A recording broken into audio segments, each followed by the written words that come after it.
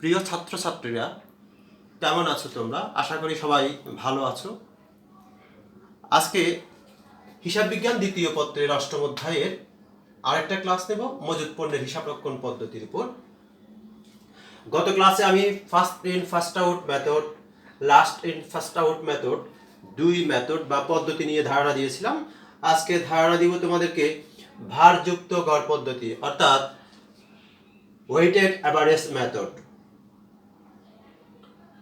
Comilla board 2017 এর 9 নম্বর অঙ্ক করেই আমি ধারণা দিব ভারযুক্ত গড় পদ্ধতি সম্পর্কে। তো যে পদ্ধতিতে আমরা সাধারণত ক্রয়কৃত পণ্যের মোট মূল্যকে মোট পরিমাণ দিয়ে ভাগ করে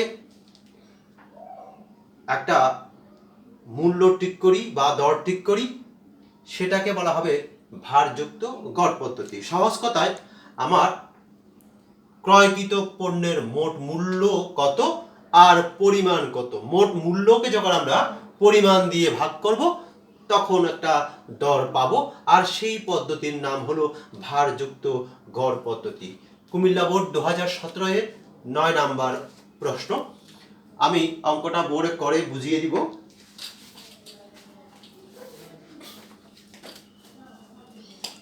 কুমিল্লা বোর্ড 2017 9 নাম্বার। সৌরভ লিমিটেডের কারখানার একটি গুদামে 2016 সালের জুন মাসে কাঁচামালের আগমন ও নির্গমন নিম্নরূপ। তারিখ দেওয়া আছে, বিবরণ একক হার দেওয়া আছে। জুনের 1 তারিখে প্রারম্ভিক জের, জুনের 2 তারিখে ক্রয়, জুনের 10 তারিখে ইস্যু, 15 তারিখে ক্রয়, 20 তারিখে ইস্যু, 30 তারিখে আবার ইস্যু।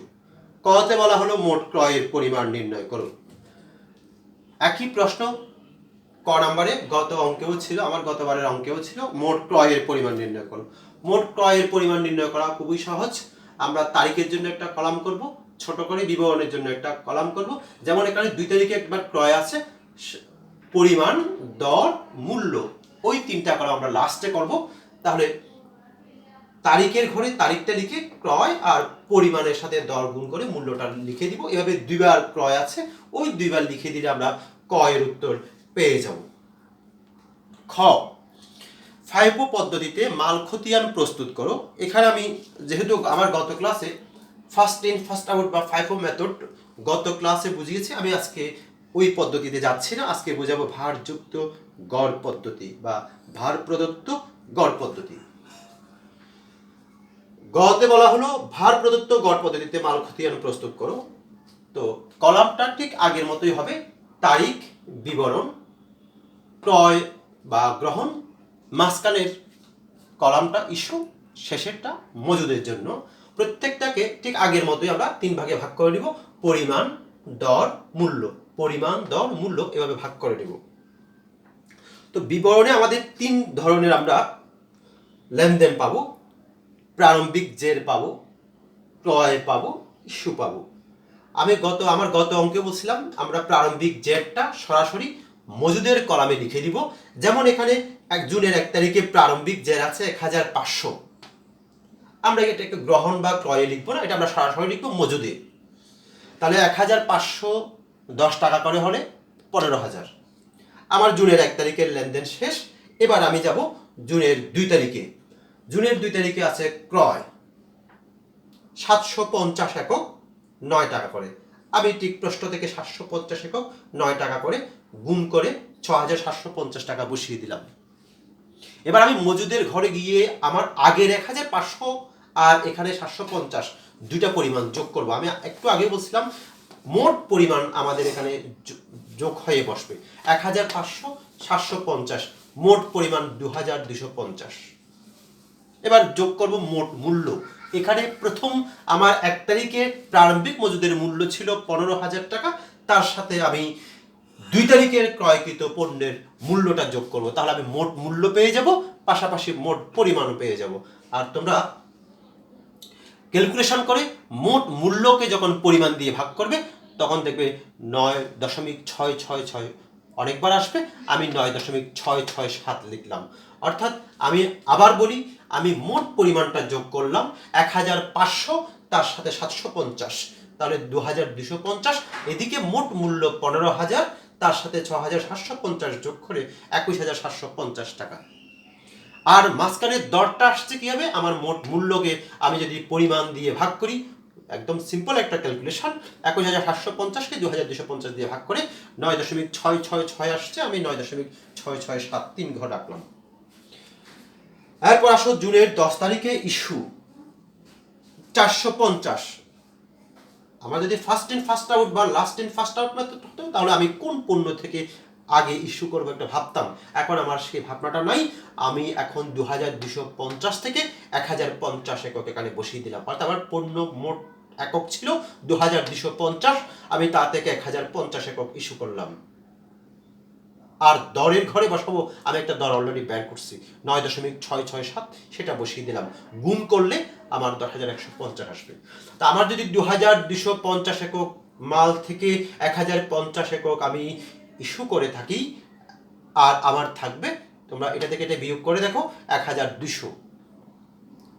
আর আমার দর ঠিক আগে যেটা ছিল সেটাই আমি বসাবো। অর্থাৎ আমার 2,250 একক মাল থেকে আমি 1,050 একক মাল বিক্রি করে দিলে বা ইস্যু করে দিলে আমার থাকবে আর 1,200 একক, আর সেটার দাম হবে 11,600। আর সেটা আসছে কি হবে, আমার পরিমাণকে আমি দর দিয়ে গুণ করে দিলাম। মনে রাখতে হবে, এখানে যতবার মাল ক্রয় হবে ততবার দরটা পরিবর্তন হবে, গড় হয়ে আসবে। এবার আমরা আসি জুনের 15 তারিখ, ক্রয় 450 একক, 8 টাকা করে। তাই আমি ক্রয় বা গ্রহণের ঘরে 450 একক, প্রতি একক 8 টাকা করে, 3,600। তোমরা গুণটা করে ঠিক আমি যেভাবে বসালাম এবার বসাই দিবা। আমার পূর্বের মাল ছিল 1,200 একক, তার সাথে 450 একক যোগ করলে 1,650 একক হবে। অর্থাৎ এককের সাথে আমি একক যোগ করে দিলাম। আবার আমি মোট মূল্যের সাথে 11,600, তার সাথে আমি 3,600 যোগ করে আমার মোট মূল্য বের হলো 15,200। সহজ কাজ হলো, আমি এককের সাথে একক যোগ করব, মূল্যের সাথে মূল্য যোগ করব, তখন পেয়ে যাব মোট একক আর মোট মূল্য। আর দরের ঘরে অবশ্যই আমি মোট মূল্যকে একক দিয়ে ভাগ করব, এবং প্রতিবার ক্রয়ের ক্ষেত্রে সেই কাজটা আমাদের করতে হবে। তাহলে 15,200কে আমি 1,650 দিয়ে ভাগ করে 9.2121, অনেকবার আসছে, আমি 9.212 লিখলাম। এরপর জুনের 20 তারিখ ইস্যু 1,200, অর্থাৎ আমার 1,650 বা 1,650 থেকে আমি 1,200 বিক্রি বা ইস্যু করব। 1,200 আমি ইস্যু এর ঘরে বসালাম।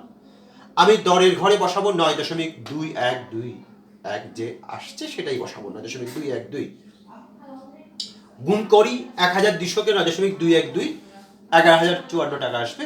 আমার 1,650 একক থেকে যদি 1,200 আমি ইস্যু করে দিই, আমার আর পণ্য থাকবে, তোমরা এটা থেকে এটা বিয়োগ করো, 450 একক থাকবে। আমার 450 একক যেটা থাকবে সেটার মূল্য কত হবে সেটা আমি দুইভাবে বের করতে পারি। একটা হলো 450কে 9.212 দিয়ে গুণ করে বের করতে পারবো, অথবা আমার 15,200 টাকার পণ্য ছিল, তার থেকে যদি আমি 11,054 টাকার বিক্রি করে দিই, আর 4,146 টাকার পণ্য আমার থাকবে। এবার আসি জুনের 30 তারিখ, তাও ইস্যু 450 একক। তাহলে আমার পণ্য আছেও 450 একক, আমি ইস্যু এর ঘরে ওই 450 এককই বসিয়ে দিব। আর দরটা ঠিক আমরা আগেই বের করছি, 9.212, 9.212 গুণ করে 4,146, অথবা এটা আমরা বসিয়ে দিতে পারবো। এই হলো ভারযুক্ত গড় পদ্ধতি। এই অধ্যায়ে 3টা পদ্ধতি করলেই হবে। একটা হলো first in first out method, আগে আসলে আগে যায় পদ্ধতি। লাস্ট ইন ফার্স্ট আউট, অর্থাৎ শেষে আসলে আগে যায় পদ্ধতি। ওয়েটেড অ্যাভারেজ মেথড, ভারযুক্ত গড় পদ্ধতি। এই 3 পদ্ধতিতে তোমরা কয়েকটা অঙ্ক নিজেরা প্র্যাকটিস করলেই এই অধ্যায়টা আমার মনে হয় তোমাদের আর কোনো সমস্যা থাকবে না, এইটুকুতেই চলবে। তো আশা করি তোমরা ভালো থাকবে আর এই অঙ্কগুলো প্র্যাকটিস করবে। ধন্যবাদ সবাইকে।